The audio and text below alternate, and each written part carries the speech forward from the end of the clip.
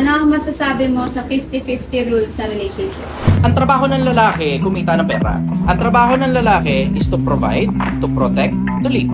Hindi magiging 50-50 kahit kailan. Hindi magiging, hindi. Pinakamaganda pala niyan, yung mga nagpo-push ng women empowerment.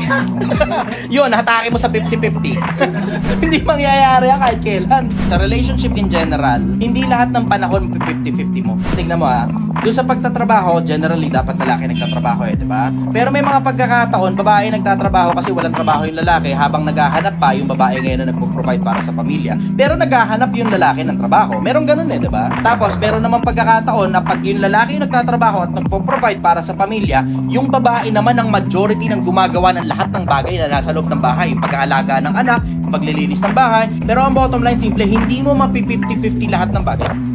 Di kaya 50-50 yan. Relationships, gaya ng sabi ni Adam Levine, it's not always rainbows and butterflies, it's compromise that moves us along. It's not always rainbows and butterflies, it's compromise that moves us along.